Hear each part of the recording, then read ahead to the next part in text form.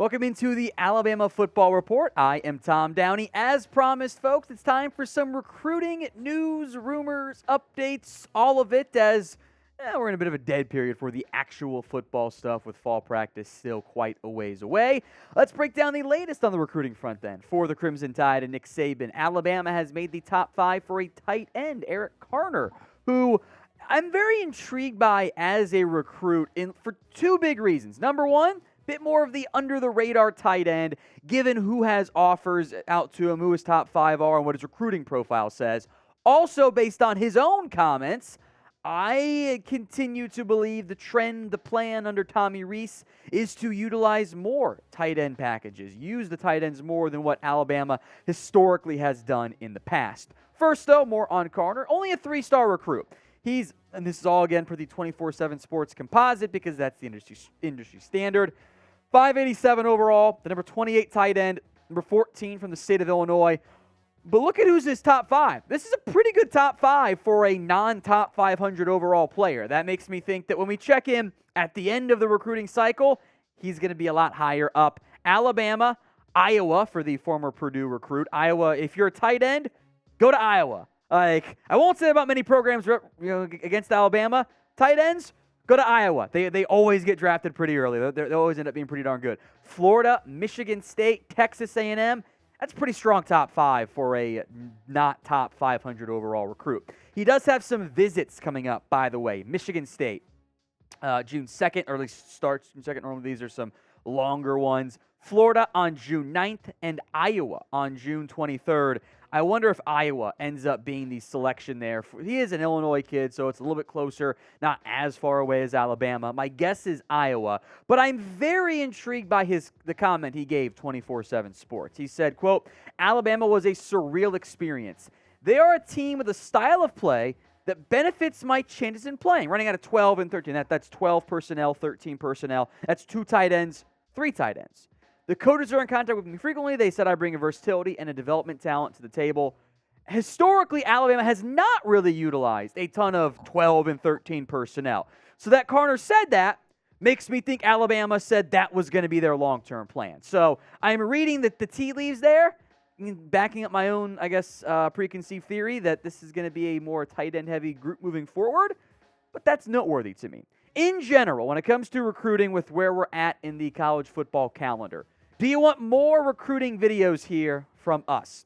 Y for yes, N for no. It is the pinned comment on today's show. Help us figure out what to give you guys. Go comment at the pinned comment if the ad break comes on YouTube. Y for yes, N for no. Let's talk Jacaleb Falk as he announced his Alabama offer earlier today. So congrats to Jacaleb. Top 15 player in the state of Alabama. Again, we'll peek at the crystal balls from 24/7 Sports. Auburn's been a big potential fit there.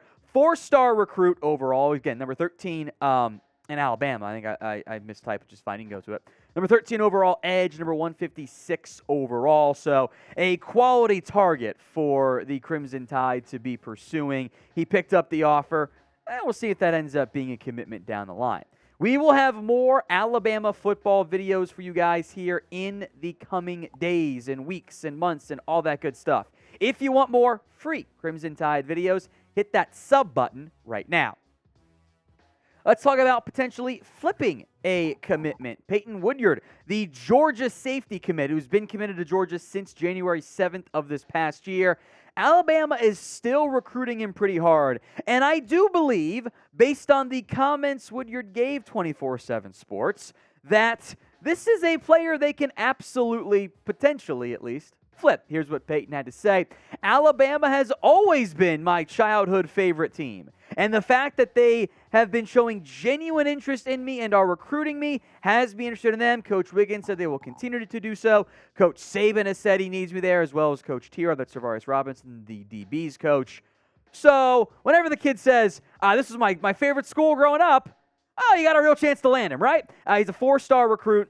Number 61 overall. This, again, composite rankings. Number 4, safety. Number 6 out of California. He's taking the truly national visit tour, as many top 100 overall recruits do. He's got Georgia coming up June 2nd, Ohio State June 16th, and Alabama on June 23rd. So that June 23rd date, couple noteworthy commits set to come in for the Crimson Tide.